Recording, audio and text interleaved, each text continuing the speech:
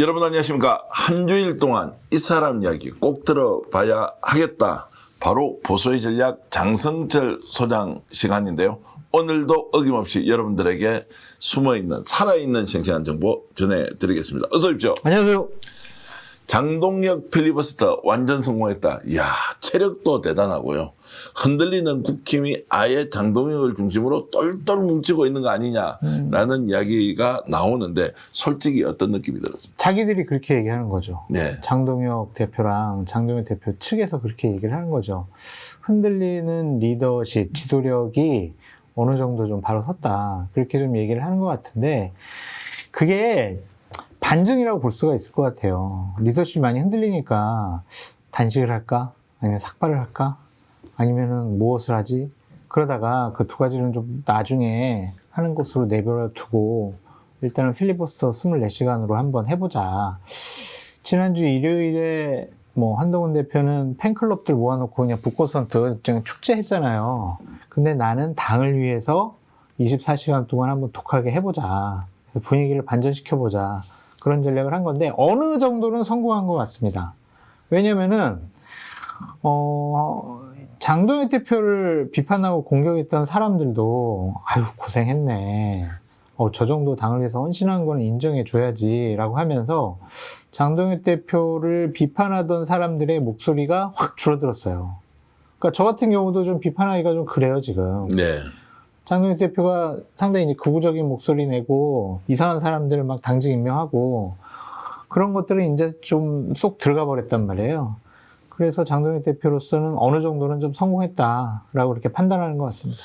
근데 우리는 현장 이야기를 있는 그대로 좀 날 것으로 얘기하고 싶으니까 24시간 필리버스터 저게 가능합니까? 사람이 체력이 얼마나 좋아야 독한 사람. 24시간을 움직이지도 않고 물만 먹고 저렇게 가능하냐 이 생각이 좀 들어서. 발포 비타민 이렇게 타서 먹었대요. 그래요? 비타민. 발포 비타민 먹는다고 24시간 할 수 있냐고요? 그러니까 아무리 내가 술도 많이 마시는 사람이 생각을 해보세요. 내가 이거를 해야 내가 당대표 이 직을 지킬 수 있다. 내가 그래도 나를 반대하는 사람들에 내가 할 말이 있다.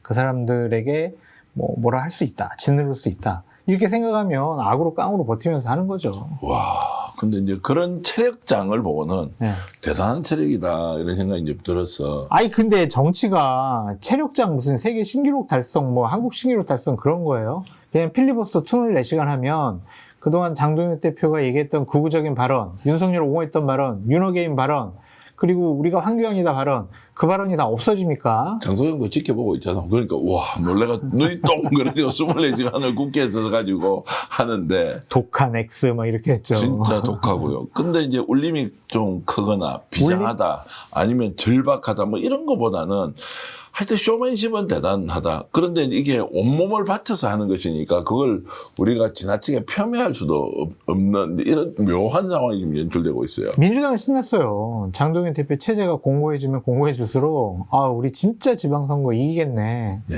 그런 생각을 해서 우리가 장동혁이다를 민주당에 계신 몇몇 분들이 외치더라고요.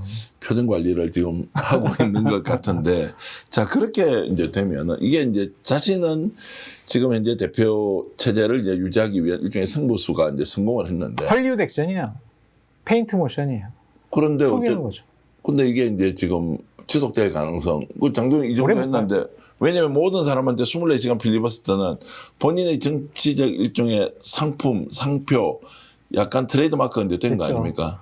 됐는데 그게 어떤 당을 위해서 그랬다라기보다 당의 쇄신과 개혁을 위해서라기보다 그리고 대한민국 민주주의를 위해서라기보다 자신의 당대표로서의 지위를 조금 공고히 하기 위한 지극히 사심이 섞인 필리버스터라고 보여지거든요. 네.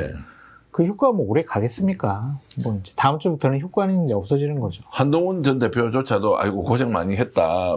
굉장히 이제 갈등이 좀 깊어지는 듯 했지만 그런 이야기를 하면서 일단 인정하는 것은 한동훈 어떤 계산이었을까요? 손을 내민 거죠. 그래요? 화해의 제스처라고 보여집니다. 그러니까 나 징계하지 마. 나도 당을 위해서 열심히 도울 자신이 있어. 너가 극우적으로만 가지 않으면은 내가 밖에서 당신을 욕하거나 당신을 끌어내리거나 그런 메시지나 행보나 하지 않을 거야. 같이 힘을 합치자. 그런 생각 같아요. 자, 오늘 이제 첫 번째 퀴즈입니다. 장동혁이 그런 제스처를 받아들일 것이냐 아니면 거절할 것이냐. 당분간은 무시할 것 같아요. 아, 묵묵부답입니다. 네, 왜냐면은 지난 크리스마스 때 한동훈 대표가 좀 저렇게 장동혁 대표를 위하는 말을 했는데 어떻게 생각하십니까? 그랬더니 언급을 안 해요. 네. 저는 제가 24시간 필리버스터 한 것은 내란 전담 재판부라는 위헌적인 법률을 국민들께 낱낱이 말씀드리기 위해서 제가 결단하고 희생한 겁니다. 뭐 이런 식의 얘기를 하는 거예요. 생각보다 많이 닮았습니다. 닮았어요? 좀 더 연습하겠습니다. 예, 와. 그러니까 한동훈 대표 측이나 한동훈 대표에 대해서 이제 전력이 약하구나. 내가 확실히 좀 짓밟을 수 있겠구나. 그렇게 우리가 무시할 수 있는 것 같아요. 야, 조금만 더 세게 밀어붙이면은 완전 무릎 꿇겠는데? 나의 계획이 성공할 수 있겠는데? 그렇게 판단하는 것처럼 보입니다. 근데 이제 당원이 최근에 이제 20대, 30대를 중심으로 20만 명이 늘었다라는 거 있잖아요. 이제 실제 사실입니까? 그거 어떻게 봐야 됩니까? 기본적으로 뭐 한 80만에서 100만으로 늘었다고 하더라고요. 예. 근데 저는 뭐 청년층들이 뭐 보수화됐기 때문에 이재명 정권 싫으니까 우리가 정말 장동혁 대표가 있는 국민의힘에 힘을 실어줘야지 그렇게 생각했다기보다는 좀 중장년층은 국민의힘에 당원에 가입할 분들은 많이 가입한 것 같아요. 근데 이제 내년 지방선거를 앞두고 출마자들 있잖아요. 네. 당내 경선을 거쳐야 될 거 아닙니까? 그러면은 책임당원을 많이 확보하는 게 중요하잖아요. 그래서 적극적으로 책임당원을 전국적으로 많이 모집한 결과가 아니냐 그런 생각이 듭니다. 지금 국힘 당원 당규는 어떻게 되어 있습니까? 언제까지 당원으로 등록을 해놓으면 또 당비를 뭐 1,000원 이상 내면 3개월 정도로 돼 있죠. 3개월 그러면 아직까지 계속 당원 모집이 이제 이루어지고 있겠네요. 그렇죠. 그런데 근데 그 당원 명부가 마감 날짜가 있으니까 예. 그게 아마 6월 3일이니까 한 달 정도 전에 5월 3일 정도에 예. 당원 명부를 마감을 할 거예요. 그럼 지금 계속 모으고 있는 거네요. 네, 그러면은 4월달, 3월달, 2월달. 네. 그러니까 1월달까지는 거의 당원을 가입시켜야 되겠죠. 그러면 냉정하게 얘기해서 자연발생적으로 이렇게 늘어난 것이냐 아니면 실제로 이제 내년 지방선거를 앞두고 각 후보 진영에서 자기 사람 최대한 밀어 넣어보자 이렇게 봐야 되는 건지 솔직히 어때요? 대한민국 국민들의 많은 분들이 당원증을 들고 나 좀 진짜 당원 가입해야지 아니면 딱 여기 눌러가지고 그래 내가 이제 국민의힘 당원 가입해야지 이런 사람이 과연 몇 명이나 있을까? 네. 적극적으로 좀 당원증 가입해 주세요 라는 요구에 응답한 거라고 봐야죠. 지금 당원이십니까 아니십니까? 저는 아닙니다. 아닌지 오래됐습니까? 2018년도 바른정당 창당을 하면서 예. 국민의힘은 탈당했고요. 바른정당도 가입을 안 했고 2018년도 이후부터는 저는 당적 없이 그냥 공정한 정치평론가로 이렇게 2017년도군요. 2017년도부터는 당적이 없습니다. 혹시 진짜 이제 국힘이 제대로 정신 차리고 개혁 정당, 보수 개혁 이렇게 외치는 상황이 오면 당원 가입 의사가 좀 있습니까? 저는 정치 안 할 거예요. 정치를 안 한다는 건 당원 활동도 할 마음이 없다. 네. 다만 이제 보수 자유롭게- 진영에 서 있고. 자유롭게 비판해야죠. 예, 그런 것이고. 그럼 장동혁 체제가 이제 일단 1월, 2월까지 그냥 간다. 지난번에 우리 이야기할 때는 1월 말 정도에 1심 선고가 대체로 이루어지고 뭐 늦은 경우 2월이면 그 시점에는 이제 지방선거 체제로 가기 때문에 결국 장동혁이 물러날 수밖에 없다라고 이렇게 강하게 우리가 얘기를 했잖아요. 네. 지금 어떻게 해야 될까? 아니 그 분위기에 바뀐 거는 딱 하나예요. 필리버스터를 통해서 독한 장동혁의 모습을 보여줬다. 예. 희생하는 장동혁의 모습을 보여줬다. 이거밖에 없잖아요. 장동혁이 극단적인 사람들 계속 당직 임명을 하고 그 사람들과 어울리고 그 사람들 유튜브에 출연해가지고 여러 가지 극단적인 윤어게인이라는 발언을 계속 하고 있잖아요. 바뀌지 않았다니까요.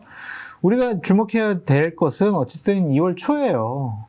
윤건희 부부, 김영현, 한덕수에 대한 1심 선고가 나왔을 때 과연 장동혁이 어떠한 메시지와 행보를 할 거냐, 윤어게인과 거리 둘 거냐, 아니면 우리가 윤어게인과 함께 그 당원들과 함께 조원진, 황교안, 정광훈, 전한길 우리 편과 함께 이번 지방선거 치르겠다. 그러면 이제 그 자리를 지키지 못할 가능성이 높죠. 근데 그래도 우리가 지방선거 하기 위해서는 유승민, 한동훈 뭐 이런 사람들과 손잡아야 됩니다. 이렇게 하면은 생명 연장의 꿈은 이루어질 수 있죠. 자, 생명 연장의 꿈을 구체적으로 밝혔을 때 지금 주변에 둘러싸고 있는 그 구도는 어떻게 할 것 같아요? 예를 들어 전한길, 정강훈 같은 사람은 어떻게 지금 장동혁 예를 들어 고성국 씨 같은 경우에 지금 친윤이었는데도 다른 얘기를 하는 사람들은 무조건 배신자로 지금 번일방송에서 막 공격을 하고 있거든요. 네. 그 사람들은 공격하겠죠. 장동혁도 배신자가 되는 거예요. 왜냐하면 그 사람들은 그 극단적인 주장에 동조하는 국민의힘 당원이나 지지자들 그 기반 하에서 본인 밥벌이도 하고 조회수를 늘려가고 있잖아요. 만약 거기서 그래요. 장동혁 뭐 한동훈 대표 쪽이나 합리적인 상식적인 국회의원들 그런 사람과 똑같은 메시지를 장동혁이 내면은 그러면 장동혁은 배신자가 아닌데 이 사람들만 배신자라고 할 수가 있어요? 그러면 고성국 너도 배신자다 이제 이럴 건데. 그렇게 되면 누가 그러면 당을 주도합니까? 그쪽에서 보면 소위 말하는 이제 극우 채널 쪽에서 보면 누구를 내세워서 그럼 유지 운영을 합니까? 모르겠습니다. 김민수를 내세워서 그러면은 지방선거를 그 욕만 하겠죠. 일단은 그래야 이제 조회수도 늘어나고 돈벌이도 되니까 장동혁도 이제는 못 믿겠다. 장동혁도 배신자다. 이런 식의 얘기를 계속 하겠죠. 그 답이 없다는 거잖아. 그 사람들 답이 없어요. 야, 정말로 국힘은 참 골머리 아프겠다 싶은데 장동혁 카드로 지방선거 하면 민주당은 좋아하겠다. 뭐 이런 것은 저뿐만 아니라 절대 다수가 그런 얘기를 하거든요. 근데 생각을 해보세요. 아무리 조금 뭐 윤석열, 윤건희 이 사람들과 거리두기 한다고 하지만 그 뭐 전한길 씨, 정광훈 씨, 조원진, 황교안 이 사람들 버릴 수 있을 것 같아요. 못 버려요. 네. 그 사람들과 같이 할 거란 말이에요. 그러면 장동혁 체제가 상당히 이상한 체제가 될 수가 있겠죠. 네. 그러니까 흔들릴 수밖에 없죠. 우리가 이제 뭐 지난 한 달 가까이 비슷한 톤으로 얘기했던 것은 이제 광역자치단체장을 하고 있는 뭐 서울시장 오세훈, 충남도지사 김태흠 지사, 뭐 경북지사, 강원지사 이제 이런 사람들이 다 나와가지고 이 체제로는 지방선거 못 간다라고 하는 순간 이제 끝날 것이다라고 네. 했는데 그것은 여전히 이제 유효한 우리의 전망과 예상이죠. 아, 그거는 계속 진행형이죠. 네. ING입니다. 그것은 이제 룰 개정, 그것을 좀 지켜봐야 될 것 같아요. 배현진 서울시당 당협위원장이 서울시 당협위원 대부분은 당원 70으로의 룰 개정은 반대한다라는 의견을 계속 개진하고 있거든요. 네. 근데 그것을 무시하고 7대3으로 장동혁 대표가 한번 해봐요. 그러면 내가 후보가 되지 못할 수도 있겠네? 네. 라고 생각하는 오세훈이 가만히 있겠어요? 박형준이나 뭐 이런 사람들 다 가만히 있겠냐고요. 가만히 안 있죠. 배현진은 요즘 포지션은 어떻게 되어 있습니까? 예전에 할 때는 뭐 홍준표 전 시장과 함께 이제 했던 적도 있고 지금은 당내에 이제 지금 뭔가 기반을 제대로 가지고 지금 있습니까? 아, 있으니까 이제 서울시당 당협위원장이 된 거라고 예. 보여지는데 묘한 게 있어요. 지난번 한동훈 대표의 북콘서트에 갔거든요. 네. 현역 의원이 한 4-5명 간 것 같아요. 한동훈 대표 측은 한 20명 정도 된다고 하는데 4-5명 밖에 안 갔어요. 왜 그랬겠어요? 눈치 보는 거잖아요. 장동혁 대표의 눈치를 보는 것이다. 그렇죠. 예. 그 극우적인 사람들, TK, PK의 당원들 눈치 보는 거라고 볼 수밖에 없죠. 자신들의 보스인 한동훈이 연말에 대단히 큰 정치적인 이벤트를 해요. 네. 아유, 오지 마. 아이고, 바쁜데, 연말인데, 당신은 지역구 활동해. 이러더라도 뭔 소리입니까? 내가 그런 거 다 지금 뭐 뒷전으로 미뤄도 내가 한동훈 대표랑 같이 해야 되지 않겠습니까? 그럼에도 불구하고 내가 옆에 서 있겠습니다. 이게 맞는 거 아니에요? 네. 이게 동지고 한 팀이잖아요. 근데 오지 말라고 하니까 그래요? 제가 안 가도 섭섭해하지 마세요. 안 갈게요. 한 15명 이렇게 해서 안 왔단 말이에요. 근데 배현진은 왔어. 와. 와가지고 인사했어요. 예. 근데 묘한 게 있다니까요.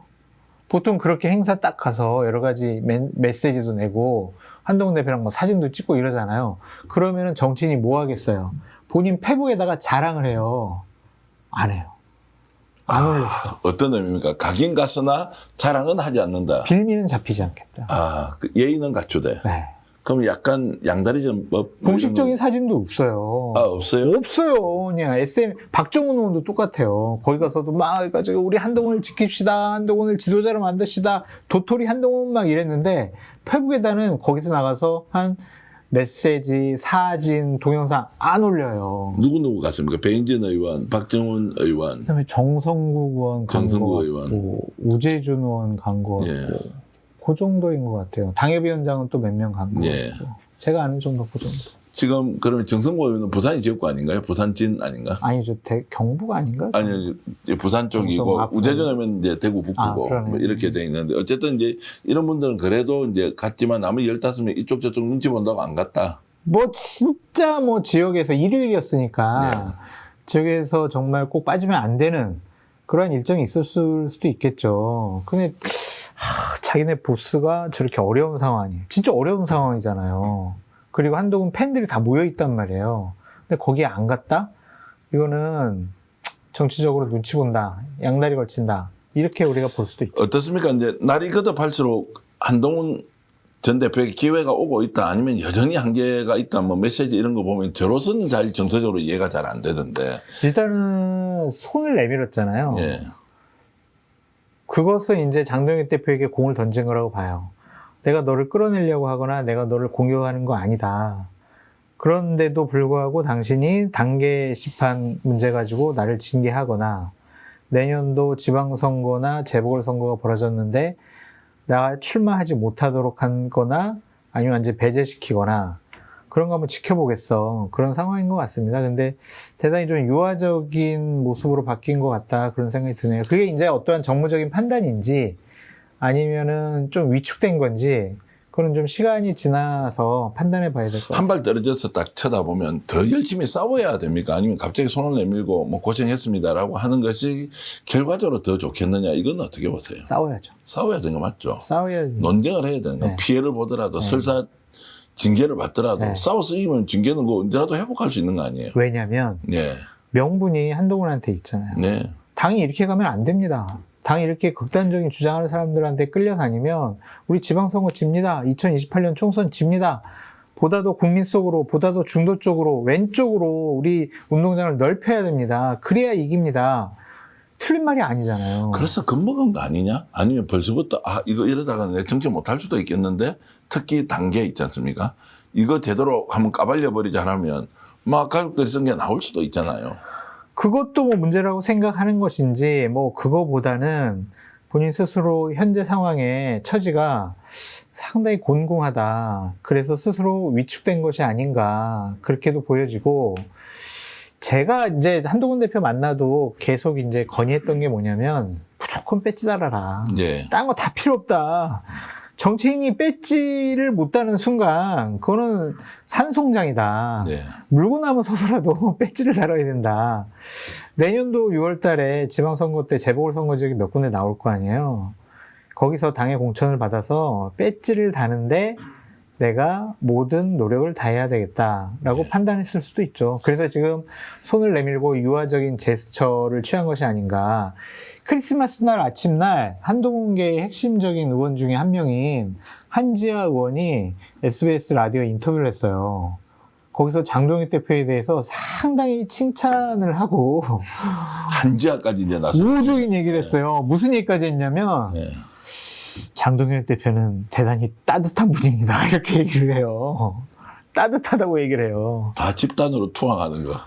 그러니까 투항이라고 할 수도 있고, 표현을 이제 좀 당이 어려운 상황이기도 하고 예. 지방선거 이겨야 되니까 힘을 합치자라는 그러한 모욕력 있는 모습이 아니냐라고 볼 수 있죠. 예로부터요. 강자는 약자한테 쓸 수 있는 게 친교, 맞습니다. 프렌드십 뭐 이렇게 하잖아요. 맞습니다. 원래 약자가 강자한테 친교라고 얘기를 하는 순간 그때부터는 굴종이고 복종이고 뭐 이렇게 가는 것이 대체로 이제 인생사 이치 비슷한 것인데. 비굴해 보여요. 그러니까요. 그렇게 되면 이제 어떻게 되냐면 우리 애가 옆집 아저씨한테 두드러 맞고 왔어요. 예.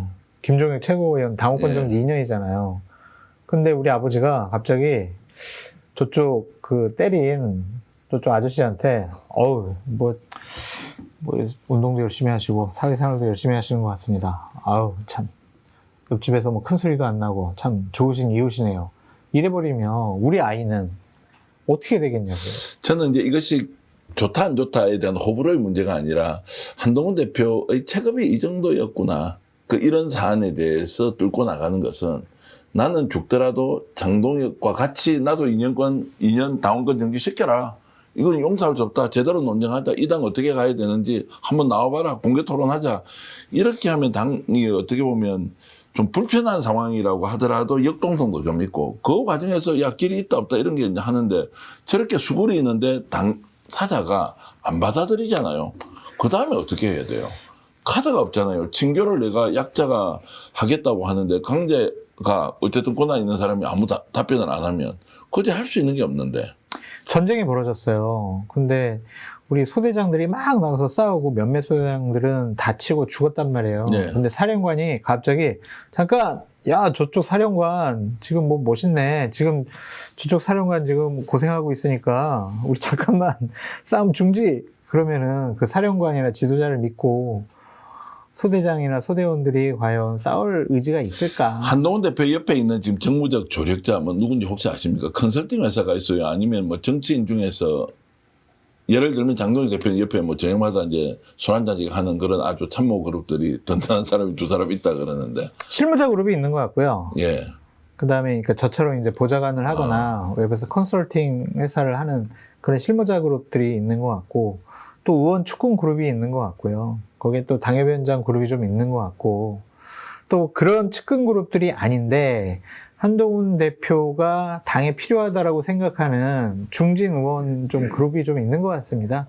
그래서 그런 사람들 여러 가지 얘기를 듣고 본인이 좀 결정하는 것이 아닌가라고 보여지는데 한동훈 대표에 대해서 이제 좀 우호적으로 현재의 화해 제스처를 해석을 하자면 당에 있는 여러 사람들이 한 대표, 당신 이번에 조금 화해 제스처 하면 우리가 당신 복귀할 수 있도록 장동혁 대표도 좀 설득하고 우리가 분위기도 좀 만들어 갈게.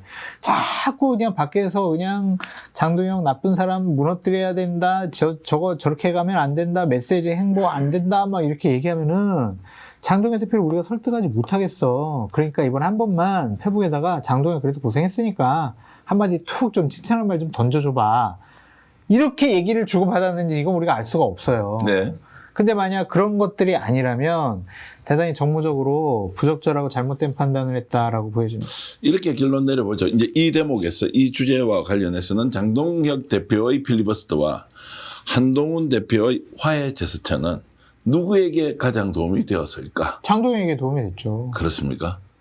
크게 보면, 더 길게 보면 민주당에게 도움이 됐죠. 민주당에게 도움되는 결과를 낳을 가능성이 매우 높다라고 맞아요. 일단 이제 정리를 하겠습니다. 네. 단기전에서는 장동혁이 이기고 길게 보면 지방선거에서 민주당이 굉장히 유리하게 되는 상황이다 이렇게. 그래서 대표님처럼 똑같이 얘기하는 민주당 분들이 많아요. 그래요? 고맙다고. 장동혁 고맙다고. 근데 그건 드러내놓고 얘기하지 말고 속으로만 알고 있으면. 아니 이게 방송에서 안 하고 예. 이제 대기실 같은 데서 예. 장동혁 진짜 고맙다고 그런 얘기 많이 하시더라고요. 자, 그런 수준이 이제 지금 국힘 당대표의 행보입니다. 윤석열 김건희 문제에 좀 얘기를 해야 되겠는데, 네. 재판을 하다 보면 이게 몸이 너무 안 좋으면 휠체어를요, 이렇게 완전히 뒤로 제껴서 하는 휠체어가 있는 모양이 돼요.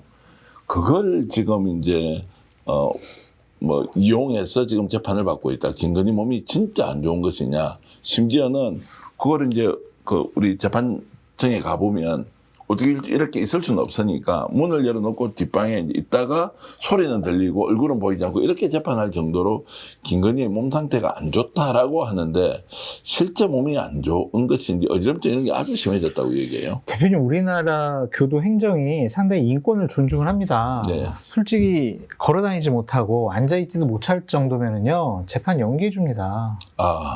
아니 교도소에도 다 의사가 있잖아요. 의사가 진단을 합니다. 그래서 이 사람은 지금 음식도 못 먹고 말도 못하고 지금 누워만 있어야 된다. 빨리 병원에 가야 된다. 그런 사람을 재판정에 끌어낼 수가 있어요, 우리나라가? 의사는 괜찮다고 했을 거예요. 근데 김건희 씨는 나는 아파야 돼. 나는 아파야만 해. 아픈 모습을 보여야 해. 그러니까 저렇게 하는 거죠. 이번에 과태료 맞고 나서는 바로 나왔더라고요. 안 나오니까 과태료 부과를 하고 왜 재판 안 나오냐. 그러니까 판사도 이제 판단하는 거 아니에요. 이게 나올 수 있다고. 근데 아니, 나와서 아프다고 안 되겠다고 이렇게 하면 어떻게 하냐고. 판사가 본인이 판단하냐고요. 판사가 자 교도소를 관리하는 의사한테 얘기를 들어볼 거 아니에요. 진단서 떼어봐. 당신 뭐 참여 못한다고? 그럼 진단서 떼어봐. 그러면 거기서는 재판받는데 별 무리가 없어 보입니다. 지금 밥도 못 먹어서 잠도 못 자서 기력은 없지만 말을 못하거나 걸어다닐 정도는 못할 정도는 아닙니다. 이런 진단서가 있으니까 불렀을 거 아니에요. 만약 진짜 아프고 정신이 혼미하고 말도 못하는데 부르면은 그 판사 아마 탄핵당할 거예요. 근데 나오자마자 몸이 너무 안 좋다, 어렵다, 뭐 어지럼증이 심하다, 이거 지금 재판 못 받겠다, 바로 퇴정하겠습니다. 이제 이런 식으로 하니까, 그렇게 하지 말고 그러면 휠체어하고 누워서 들으세요라고 이제 이렇게 한다는 거는 특혜라고 봐야 하는 것인지 아니면 김건희의 계획이라고 봐야 되는 것인지.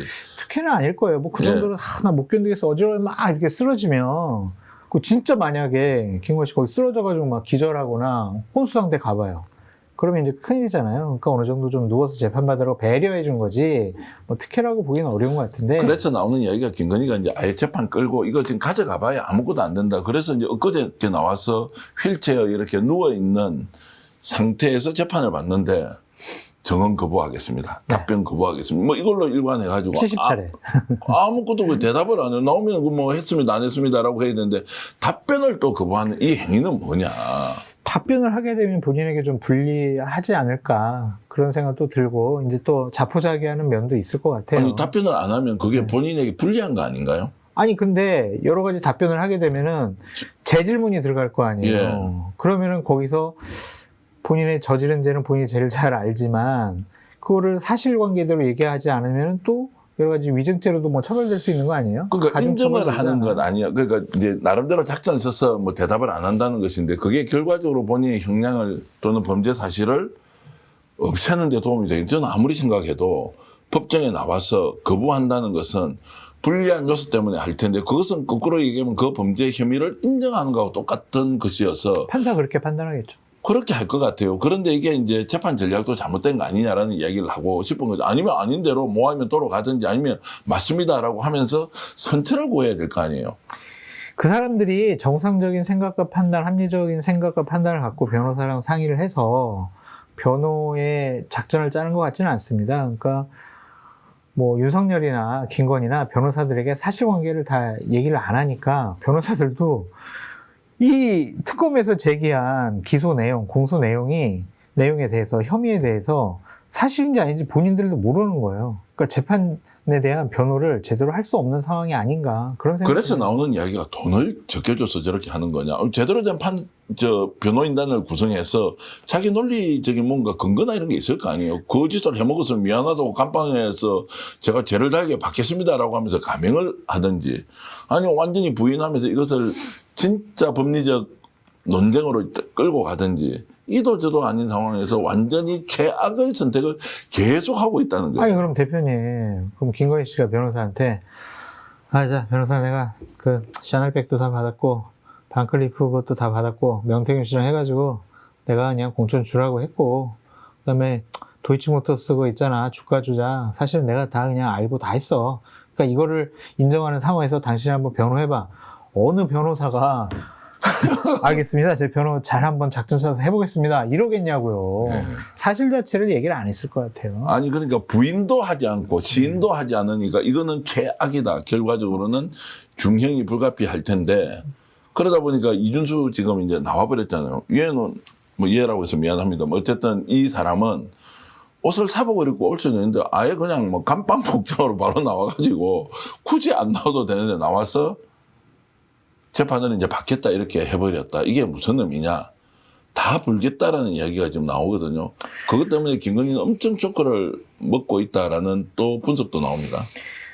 그 당시에 보면은 도이치 여러 가지 주가 조작과 관련해서 김건희 씨 일을 봐줬다라는 좀 얘기도 있고 또 여러 가지 주식 용어를 써가면서 여러 가지로 뭐 조언도 하고 도움도 줬다라는 거가 있잖아요. 사생활 문제야 뭐 어쨌든 자기네들 둘 사이의 문제니까 그건 알 수가 없고 일단 우리가 제한된 정보를 갖고 뭐 판단하기는 어렵지만 이준수 씨 같은 경우도 만약에 김건희 씨와 관련된 여러 가지 문제를 사실대로 얘기를 하지 않으면 본인이 다 온팡 뒤집었을 수 있다라는 생각 때문에 본인의 형량을 좀 낮추는 차원에서는 적극적으로 진술할 가능성이 있죠. 두 가지가 이제 나올 수 있다는 거예요. 누가 이준수한테 정보를 제공해서 그 중요한 시기에 강남에서 잡으러 갔는데 도피를 할 수 있겠느냐. 정보를 줬을 거 아니에요. 김건희가 줬을까? 윤석열이 줬을까? 아니면 그 당시 검찰이? 아니, 그거 밝혀야 될 거 아니에요. 갑자기 이 사람이 정보를 알고 도망을 쳐버렸고 또 도망가서 잡아왔는데 가보니까 어디에서 잡힌지 아십니까? 휴게소. 하우스 운막 같은 데서 막 생활을 했다는 거. 이것도 뭐냐. 어디 도피죄가 있으면 정상적으로 무슨 원룸이든 투룸이든 이건 또 뭐야. 그러니까 휴게소에 뭐 먹을 거 구하러 갔다가. 아니, 그러니까 이게 도저히 이해되지 않는 도망간 그 장면도 그렇고 두 번째는 그게요, 자. 저는 민중기 특검의 무능력함이 드러나지 않았느냐는 좀 생각이 들어요. 네. 수사가 제대로 된 게 없어요. 예. 조은석 특검이면은 이 김건희 씨와 관련된 여러 가지 의혹들이 있잖아요. 제대로 좀 어느 정도는 수사를 더 하지 않았을까. 특수부 검사가 확실히 수사는 잘하지 않느냐. 좀 그런 생각이 들고, 민중기 특검 같은 경우에는 판사 출신이잖아요. 수사를 뭔지 잘 못하는 것 같아요. 그리고 중간에 뭐 검찰에서 파견 나온 뭐 검사들이 원내 복귀하겠다라고 하면서 통솔도 잘 못했잖아요. 거기다가 본인 이제 주가 조작 문제가 또 네. 나와가지고 네. 더욱더 그래서 아예 자기도 그냥 손 털어버리고 포기 비싸게 했을까요? 솔직히 그 부분이 좀 안타까운 게 뭐냐면, 내란 특검과 관련해서는 워낙 이제 증거물도 있고 증언자들도 있기 때문에 혐의가 또 단순하잖아요. 불법적인 비상계엄을 한 부분. 그러니까 이게 좀 수사의 조사의 난이도가 그렇게 높지 않은 것 같은데, 김건희 씨 건 같은 경우에는 일단은 16개로 너무나 많고, 진짜 수사의 맥을 짚어 들어갈 부분들이 너무나 많잖아요. 그걸 역시 판사 출신이니까 좀 한계가 있지 않았느냐. 그래서 민주당이 좀 추천을 할 때 좀 바꿔서 했으면 어땠을까. 그런 김건희 씨와 관련된 국정농단 사건이 제대로 좀 밝혀질 수 있지 않을까. 양평 봐보세요. 공공지구 이제서야 이제 기소하는 그런 단계고, 고속도로 이전 같은 경우에는 지금 뭘 밝히지를 못하잖아요. 그래서 너무 좀 안타까워요. 그 민주당 잘못이라고 갑자기 가버리니까 제가 할 말이 없긴 아니, 하지만 그러니까 어쨌든 특검 민중기 추천이 특검이 예. 조금 좀 잘못되지 않았느냐, 그런 생각도 좀 들더라고요. 이렇게 할 줄 알았겠습니까? 사실 그 민중기 특검도 얼마든지 잘할 수 있고 본인에게는 얼마나 근데 큰 명예가 돌아옵니까? 수사는 수사해본 사람이 알지, 그래요? 판사 출신은 수사를 해본 게 아니잖아요. 수사한 네. 거 가지고 이렇게 그냥 판단을 하는 거잖아요. 그 노하우에서 잘 모를 거예요. 방향성을 딱 지시를 해주고 맥을 뚫어줘야 되는데, 그런 것이 좀 부족하지 않았느냐, 그런 생각이 좀 드네요.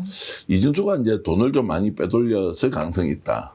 그리고 오히려 저수지 역할을 했다 또는 저수지 역할을 하다가 김건희한테 다시 다 권한을 이제 이양을 했거나 제3자로 넘겼을 수도 있다. 이제 이래서 이준수 입에 엄청 중요한 내용들이 나올 것이다. 그래서 김건희의 지금 정신 세계가 매우 혼미하거나 재판을 정상적으로 못 받는 이유는 이준수가 자기 살기 위해서 다 부는 순간 지금까지 보지 못했던 수없이 많은 이야기가 나올 것이다. 거기다가 이준수를 지금 압박하고 있는 것은 종합특검으로 가지 않습니까?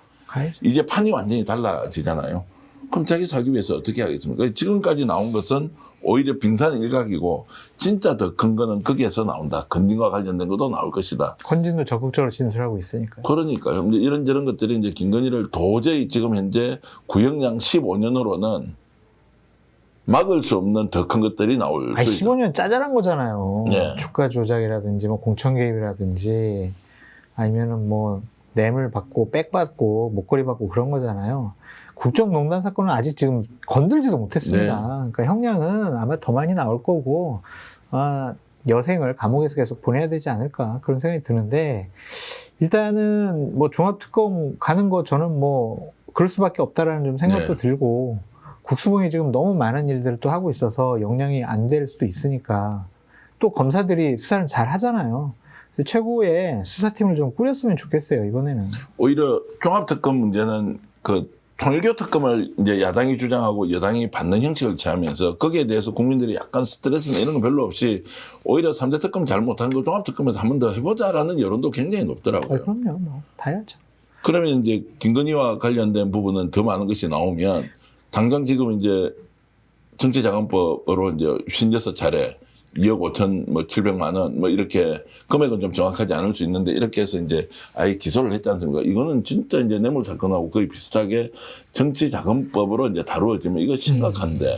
입증을 해야 되겠죠. 그걸 얼마나 잘 입증할 수 있느냐 봐야 될 거는 같고, 특검은 원래 권력을 가진 사람들에 대한 조사잖아요. 네. 권력의 뭐 통제라든지 압력이라든지 눈치를 안 보고 독립적으로 공정하게 수사하기 위해서 특검을 하는 건데, 지금은 어쨌든 김건희나 윤석열이 권력자들은 아니잖아요. 특검하는 거는 맞지 않은데, 그래도 전 특수한 상황이기 때문에 특검을 통해서 밝히는 게 좀 맞다라는 좀 생각이 들고, 방금 말씀하신 그런 정치자금법 위반 혐의 같은 경우도 좀 제대로 의혹을 갖고 수사를 했으면 좋겠습니다.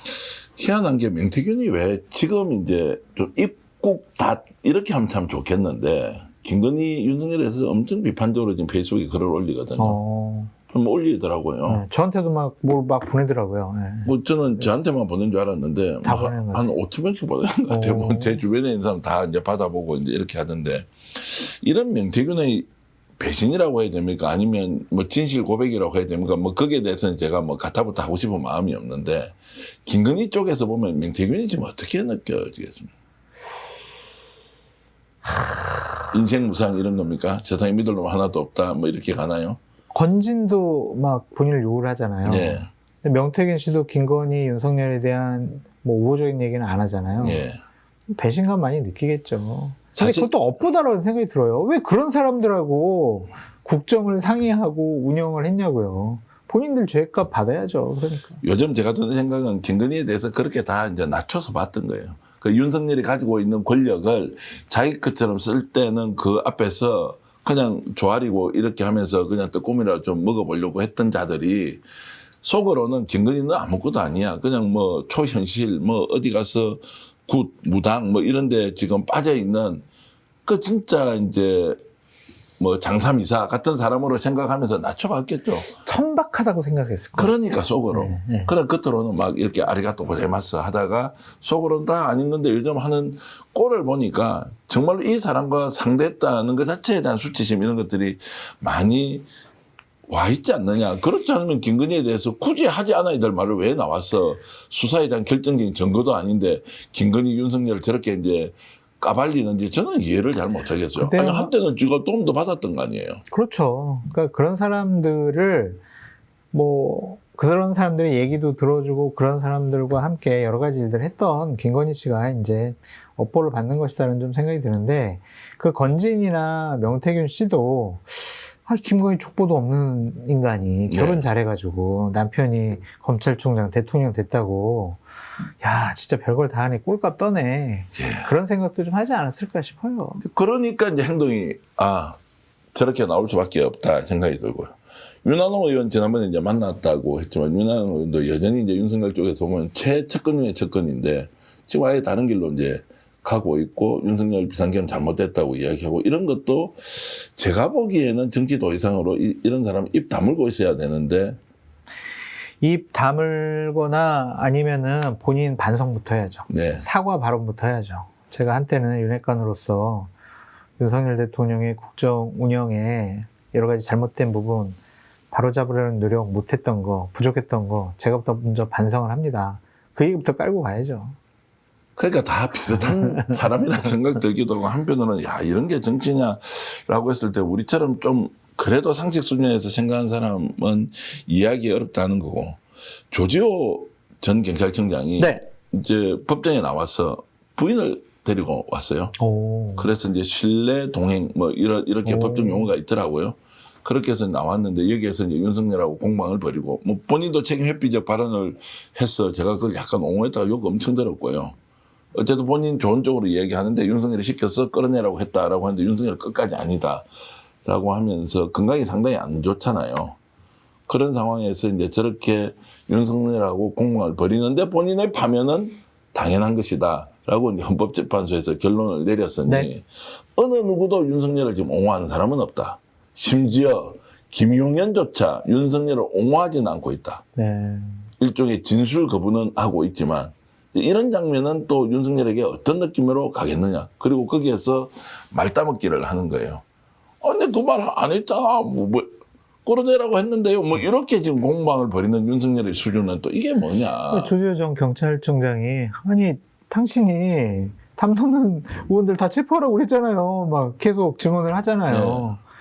윤석열은 부인을 하고 있고 정말 이게 험한 꼴이에요. 자기가 데리고 있고 지시하고 부하였는데 대들고 또한 진실을 얘기하고 참 불성사는 것 같고 그 이번 주에 가장 하이라이트는 통닭 발언 같아요.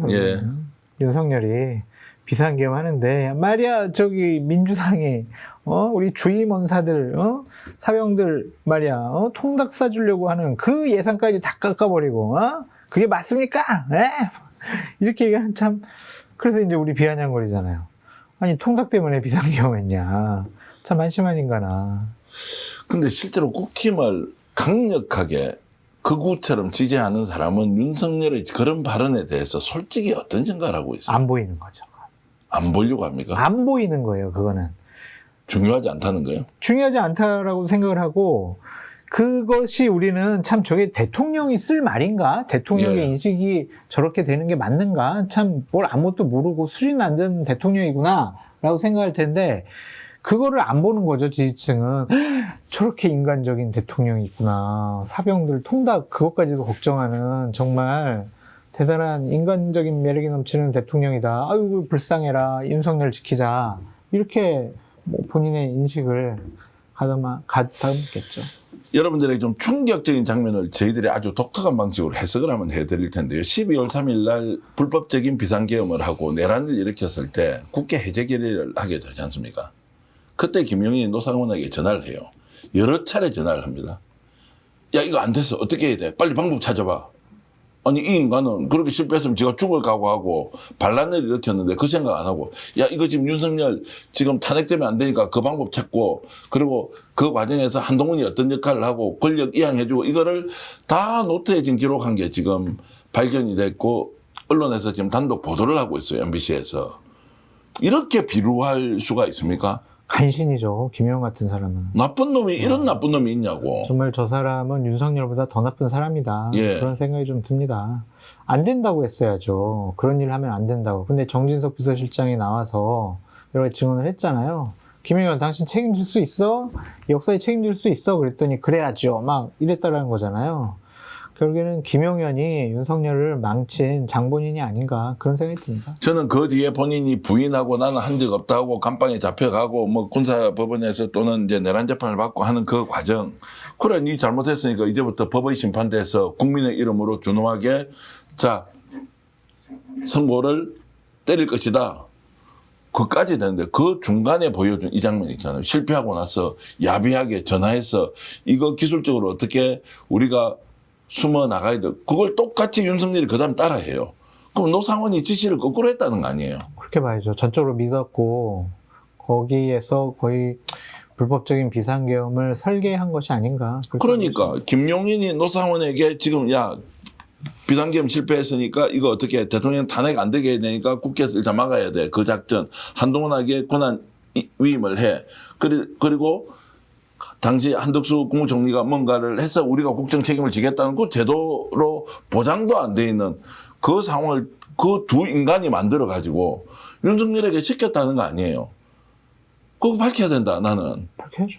아니, 그 내용을 보는 순간, 와. 근데 이것들은 본인들이 그거를 다 그냥 뭐 순순히 자백을 하겠습니까? 아니, 그러니까 메모만 남겨놨다고 주장하지만 그게 말이 안 되잖아요. 그 뒤에 그렇게 실제 이루어졌는데 그러면 얼마나 인간이 사악하냐 이 이야기를 제가 하고 싶은 거예요.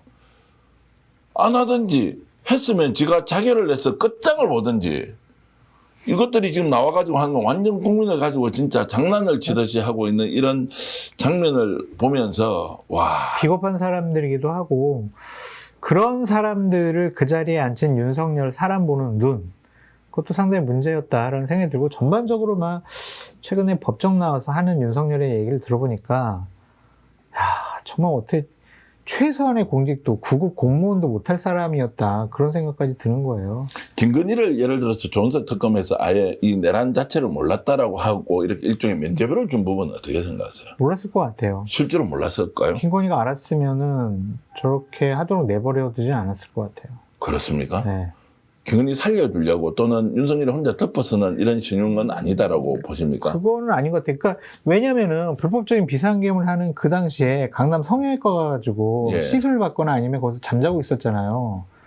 그럼 말이 안 되죠. 근데 그렇게 지금까지 급박한 우리가 사람은. 알고 있기로는 뭐 이제 비상계엄 성공할 거니까 뭐 나는 뭐 내 몸부터 챙긴다 이렇게 이제 생각을 그럴 수는 없죠. 했고. 그럴 수는 없죠. 그럴 수는 없어요.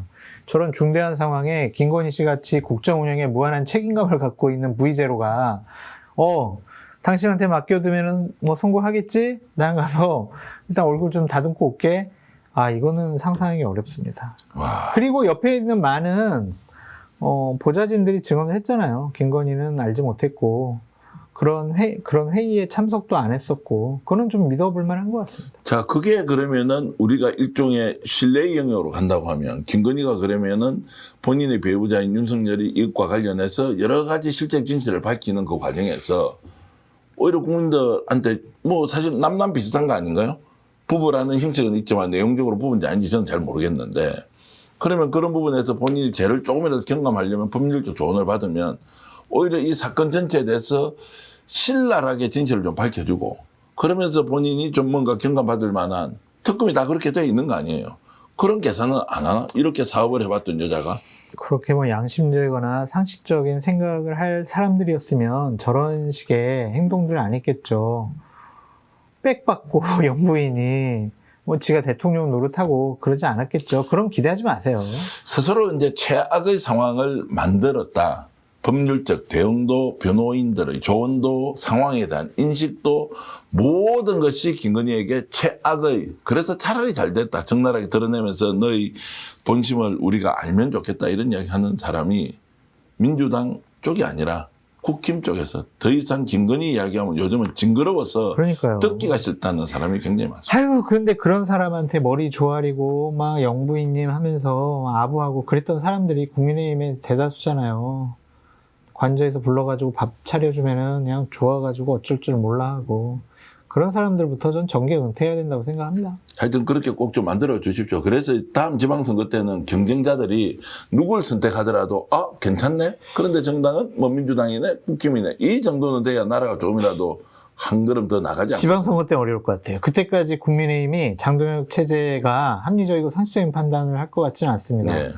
그러니까 성탄절에 나온 뭐 중앙일보 언론 보도를 보면은 장동혁이 이제 MB 만나고 박근혜 만나고 유승민 만나고 이런 식으로 해서 진영을 좀 단단하게 구축하려고 한다. 뭐 그런 보도가 나왔던데 장동혁은 그것을 감당할 수 있는 능력이 있는 역량이 있는 그런 정치인은 아니라고 보여져요. 그래서 지방선거 때 합리적인 야당과 이 국정 운영에 무한한 책임을 갖고 있는 여당이 상식적으로 정책을 갖고 부딪힐 수 있다, 경쟁할 수 있다라고 상상하는 것은 어렵습니다.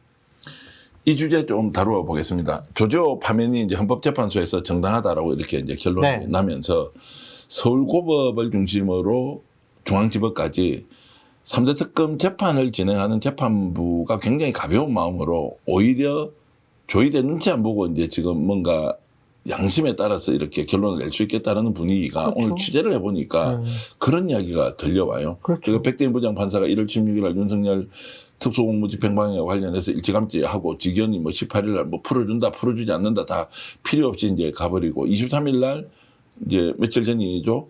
지금 뭐 일반 이적죄 같은 경우에도 아예 영장이 이제 발부돼 버리고 해서 네, 초고속으로 가는 맞습니다. 데는 김상환 헌법재판소장이 이번에 결론 냈던 조지호의 파면 네. 결정에 대해서 굉장히 높이 평가한다는 분위기가 있더라고요. 아유, 그건 당연히 그렇게 판단이 나왔어야죠. 예. 조지호가 뭐 자기는 지시를 따랐다고 하지만 그런 불법적인 지시를 따른 것은 경찰청장 공직자로서 헌법과 법률을 위반했다라고 볼 수밖에 없는 상황이잖아요. 어떻게 비상계엄이라도 국회를 봉쇄를 합니까? 그럼 불법적인 명령을 어떻게 따릅니까? 말이 안 되죠. 당연히 처벌받아야 된다라는 좀 생각이 들고 너무 조희대 대법원장을 악마화시키지 않았으면 좋겠다는 생각이 들어요. 왜요? 그 사람 지금 다 저질러 놓은 건데. 근데 이제 특검에서 이제 밝힌 내용을 보면은 불법적인 비상계엄을 윤석열이 발표한 그 새벽에 법원 행정처장 등 관계자들과 모여서 회의를 했을 때 저기 대법원장님 저 계엄사에서 좀 대법원 연락관 좀 파견해 달라고 하는데요? 라고 요청이 오니까 조희대 대법원장이 이건 불법적인 계엄, 위헌적인 계엄이니까 파견하지 마. 이렇게 이미 그 당시에 불법이라는 것을, 위헌적이라는 것을 인식하고 있었기 때문에 뭐 내란 동조 세력이라든지 이렇게 좀 판단하는 것은 좀 무리가 있지 않냐. 그런 생각이 좀 듭니다. 어떻게 대한민국 대법원장의 지 속마음을 국민들이 들어가서 그때 지가 입을 덮어서 어떤 생각을 했는지. 그러면 당장 그 시점에 바로 그 다음날 또는 그 며칠 사이에 얘기를 했어야 되죠. 사법부에서 정확하게 이것은 불법이고 위헌적이다 라고 했으면 이런 사회적 비용 낭비를 했겠습니까? 지금 대세가 기울고 판이 정리되고 더 이상 자기 사적 이익이나 욕망 때문에 정리할 수 없는 상황을 인지하고는 이 역시도 저는 비겁하게 이제 국민들 앞에서 마치 제가 옛날에 그 생각한 것처럼 아이고, 저는 하여튼 믿지 못하는데 장 소장님 의견은 제가 뭐 충분히 존중을 하겠고 제가 이제 김상환 너무 헌법재판 잘했다라는 건 아닙니다. 예, 네. 김상환 헌법재판 소장에 대해서 이제 얘기를 좀 하면 문영배 재판관 같은 경우에는 향판 출신이잖아요. 소위 말하는 서울에서 엘리트 코스를 밟았던 사람이라기보다는 그래서 그 당시에 굉장히 흔들리면서 이렇게 좀 힘들게 윤석열 파면을 이제 결정했지 않습니까? 김상환 이분은 보니까 소위 말하는 요직 엘리트 코스를 다 거쳤던 사람이고 2021년부터 2024년까지입니까? 법원행정처장도 했으니까 네. 대법관으로서 굉장히 그렇죠. 행정 업무에도 좀 네. 인정을 받는 그래서 이제 법원 안팎에서 상당히 존경을 받는 인물이다라는 것 때문에 이분이 조지호에 대한 파면 결정을 그 위헌이 아니다라고 이제 결론을 내리는 순간 사법부에 있는 이제 판사들이 굉장히 이제 자기 스스로 이제 좀 그 균형감 있게 이렇게 이제 재판에 임할 수 있다라고 해서 급속도로 확산이 된다는 거예요. 네. 그러니까 민심이 무서운 것이 아니라 사법부를 이끌고 가고 있는 누구 리더의 이런 판단이 오히려 재판부의 독립성을 보장하고 이 내란 사건과 관련된 부분을 어떻게 정리하는 것이 법리적으로 맞느냐 이런 쪽으로 가기 때문에 엄청 평가를 좋게 하더라고요. 네. 근데 이게 인민재판식이다 또는 뭐 민주당의 외압에 굴복한 것이다 이런 쪽과 전혀 이제 관계가 없는데 이 내용을 이제 시청자 여러분들께 김상환 헌법재판소장이 얼마나 잘했는지를 한번 좀 제가 이야기를 하고 싶어서 저는 진영과 이념과 뭐 정당 지지하는 정당 지역을 넘어서서 헌법재판소와 대법원이라는 사법기구에 대한 권위에 대한 존중은 있어야 되지 않느냐. 그 정도의 위치까지 가는 사람들이 국민의 상식과 합리적인 판단을 넘어선 헌법과 법률에 위배되는 아니면은 그것을 넘어선 비상식적인 판단을 한다라는 것은 좀 저는 믿기가 어려운 것 같고 만약 그랬다라면 우리나라는 정말 가망이 없는 거 아니겠어요? 네. 요즘 그래서 이제 보수 진영 또는 극우 세력들도 희한한 것을 제가 이제 목격을 뭐가 희한하세요? 아니 윤석열 억울하다고 얘기하는 사람이 거의 없어졌어요. 이재명 대통령 욕만 하고 재판 재개하라 막 이런 이야기는 하는데요. 그리고 민주당이 뭐 입법 폭거를 지금 뭐 자행하고 있다 이런 이야기는 하는데 윤석열 억울하니까 이거 풀어줘야 돼요. 김건희 너무 억울해요. 왜 이렇게 억울한 사람 감옥에 쳐넣고 있습니까? 뭐 이런 이야기 안 해요. 제정신입니까? 그런 얘기하면. 아니 돈 때문에 그거라도 해야 될 거 아니에요. 전에는 그렇다면서 윤석열 유튜버들은 그럴 수 있지만은 국민의힘에 있는 의원들은 그런 소리 하면 안 유튜버도 되죠. 그 이야기가 쏙 들어갔다고요. 오. 많이 들어갔어요. 이게 이제 안 먹힌다는 거예요. 네. 왜냐하면 양심의 티끌이 요만큼이라도 남아 있으면 윤석열 김건희가 국정농단 한 거 쳐다보면 그럼요. 그 동정심이 생기겠습니까? 맞습니다. 좀 더 심하게 얘기하면 그 동정심을 표현해 주는데 코인이 들어오면 그 집까지는 못하겠다라는 저는 그래도 최저의 양심은 좀 이렇게 발현되는 거 아닌가라는 생각이 좀 들었어요. 보다 더 많은 상식적인 쪽으로 옮겨왔으면 좋겠다는 생각이 듭니다. 네. 근데 아직도 눈치를 많이 보는 것 같아요. 조심스러워하고. 오늘 장 소장님하고 이제 2025년을 마감하는 이제 이렇게 우리 보수의 전략을 하고 있죠. 아, 다음 주는 안 해요? 아니, 이제 그거는 이제 녹화해 놓고 신년에 이제 1월 네. 1일 날 나가는 거 네, 당연히 네, 저하고 이제 방송을 해야 되고요. 2025년 이제 마지막 방송이에요. 네. 숨가쁘게 달려왔죠. 네. 12.3 이후에 1년 그리고 한 1개월 정도 지났는데 윤석열은 정리했고 네. 깜빵에 넣었고 그렇죠. 새로운 정부는 정말로 민주적으로 이재명 정부가 출범을 했고 특검도 출범했고 부분적으로 보면 참 불만 섞인 것도 많지만 큰 여러모로 보면 그래도 대한민국 국민들이 대단하세요. 대단한 거 아닙니까? 맞습니다. 그 이재명 대통령이 계속 얘기하셨던 민주주의 회복력에 네. 대한 국민들의 의지, 뭐 열망 이런 것들이 정상국가와 돌리는데 가장 큰 원동력이 아니었느냐 예. 그런 생각 듭니다. 그러니까 리더도 중요하지만 국민들의 이 흔들리지 않는 마음 있지 않습니까? 중꺾마 이런 게 그럼요. 있잖아요. 중요한 것은 꺾이지 않는 마음이라는 것이 결국에는 사필 규정이 되는 것이다. 맞습니다. 우수근 교수라고 제가 일주일에 한 번씩 인터뷰 네. 하는 분이 있는데요. 중국에 지난주에 한 일주일 정도 이제 갔다 왔는데 네. 중국 당국자로 네. 이렇게 교류를 많이 하는 분이에요. 그렇게 부러워한대요. 대한민국은 진짜 위대한 나라다. 진심으로 얘기해요. 그런데 자기들 중국식 사회주의와 다르지만 우리는 우리 체제를 존중받아야 하지만 대한민국 국민들은 위대하다. 부럽다. 너희들은 참 좋겠다. 최고의 권력자를 국민들이 어떤 식으로든 일어서서 법을 세우고 그리고 역사적 단죄를 해내고 정상국가로 돌아가는데 무혈이에요. 피가 나지 않아. 네. 이런 것들을 중국인들이 엄청 한국을 부러워한다. 이런 얘기 듣고는 속으로 뿌듯하더라고요. 그러네요. 예. 좋은 인터뷰 많이 해주십시오. 장 소장님이 대한민국 국민들 이렇게 뿌듯하게 만드는데 보수진영에서 큰 기여를 했기 때문에 오늘 이런 말씀을 드리는 거죠. 더 열심히 하겠습니다. 아니요. 감사하다는 말씀.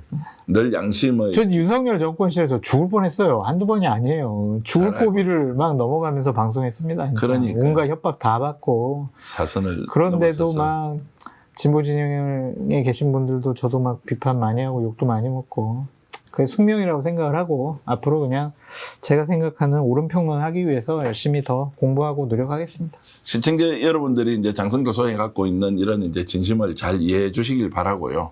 좋은 나라 만든다고 여러분이나 저나 우리 장 소장님이나 요만한 힘 다 보탰는데 이게 바위 덩어리가 아니고 거대한 백두산 같은 힘을 우리 국민들이 만들어주지 그렇죠. 않았습니까? 거기에 있는 큰 돌 하나는 이제 정치인들이 권한을 저희들로부터 위임받은 사람들이 움직여줘서 또 정리를 한 것이지만 지난 한 해 동안 여러분들 지난 한 해라고 해야 됩니까? 올 한 해라고 네, 얘기해야 돼요. 올 한 해 동안 여러분들이 보여줬었던 애국심 고생 그리고 많으셨어요. 높은 국가관 그리고 대한민국이 세계의 표준과 모범이 되어야 한다는 것. 여러분들이 만들어 놓은 것이 바로 세계의 표준이 된 것이다. 민주주의 글로벌 스탠다드 바로 여러분들이 만드셨고 장 소장님이 힘을 많이 보태셨고 저희들은 거기에서 숟가락만 얹어서 맛있게 먹었다. 네. 뭐 이렇게 이제 제가 말씀드리면서 생각해보세요.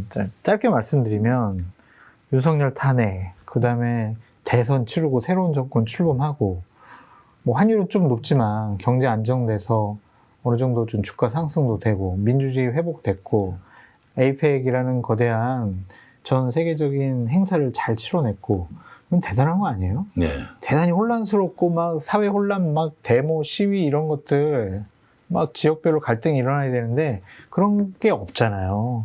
민주주의 성숙도가 대단히 높은 대한민국 아니냐 그런 생각이 듭니다. 위기를 기회로 만들어내는 국민 그 기회가 우리가 더 행복해지고 성장하고 발전하는 각자의 기준은 좀 다르겠지만 그 성장과 발전이라는 것 그리고 저희들은 마지막까지 이재명 정부의 성공을 위해서 뛸 것이다. 이재명 대통령은 절대로 바뀌지 않는 사람이다. 그리고 다음 지방선거에는 진짜 일 잘하는 사람, 대중적 인지도가 좀 약하더라도 일 잘하는 사람을 찾아서 그 사람이 이재명 대통령과 함께 나라를 굳건하게 세울 수 있는 그런 기회를 만드는데 함께 힘을 보태겠습니다. 시청해 주신 여러분께 진심으로 감사의 말씀드리고 올 한 해 너무 고마웠습니다. 여러분 덕분에 저도 이렇게 숨을 쉬고 살고 있다. 여러분 덕분에 또 대한민국이 이렇게 잘 가고 있다. 이렇게 생각하면서 인사 말씀드리면서 오늘 방송 모두 마치겠습니다. 이 방송 끝나고 바로 제가 이야기하는 광고가 나갈 텐데 여러분 잠시 더 봐주시고요. 함께 인사드리면서 오늘 방송 끝내겠습니다. 광고 말씀 드리겠습니다. 새조개 한상 세트인데요. 파격 특가로 구성되었다. 새조개 살을요. 4인분 400g과 300g 초고추장 무침까지 포함해서 우와 23,000원에 지금 보내드리는 것은 대한민국에 저런 가격 없다. 요즘 겨울에 조개살 제대로 맛보시려면 스픽스를 몰에 오셔서 새조개 한상 세트 준비해 주시면 고맙겠습니다. 광고 하나 더 말씀드리겠습니다. 1등급 툭불 눈꽃 로스 제품인데요. 설깃이라는 부위입니다. 200g 12,000원 너무 싸지 않습니까? 다만 구워 드실 때 앞뒤를 바짝 익혀서 이렇게 드시면 안에 살아있는 육즙 즐길 수 있고요. 오래 두시지 말고 바로 드시라. 이런 말씀을 꼭 드리겠습니다. 요즘 스테디셀러로 아주 잘 나가고 있습니다. 1등급 툭불 눈꽃 로스 함께 홍보해 드렸습니다. 그리고 김치 광고 잠깐 하겠습니다. 1kg, 10kg 그리고 20kg 이렇게 판매하고 있는데요. 가격 경쟁력 아주 좋습니다. 남도식 김장김치고요. 김치 담그신 분들 혹시 더 필요하시면 김치 담그지 않으신 분들 자 필요하신 분들 주문해 주시면 와 더 맛있고 좋은 남도식 김장김치 여러분들께 강추해 드리겠습니다. 여러분 스픽 스몰 자신 있다 비교하라 이렇게 슬로건 외치고 있습니다. 고맙습니다. 애청자 전용 상품을 만들었는데 자동차 보험 또한 보험의 점검이 필요합니다.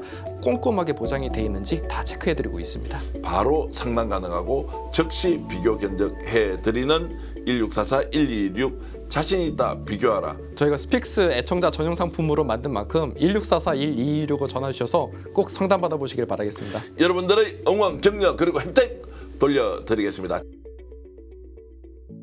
여름 민어에 이어 겨울 대방어회 왔습니다. 우와, 가격, 품질 압도적으로 좋습니다. 28,900원에 400g 이렇게 포장해서 소스까지 함께 보내드리고 있습니다. 스픽스몰 공동구매 전국 최저 가격에 도전합니다. 믿고 구매해 주십시오. 드시고 있는 게 뭡니까?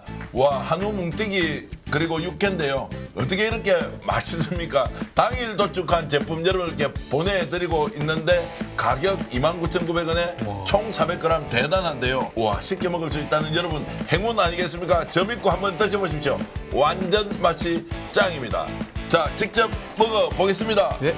자, 어떻습니까? 우와, 육회 그리고 뭉티기. 우와. 자신 있다 비교하라 스픽스몰.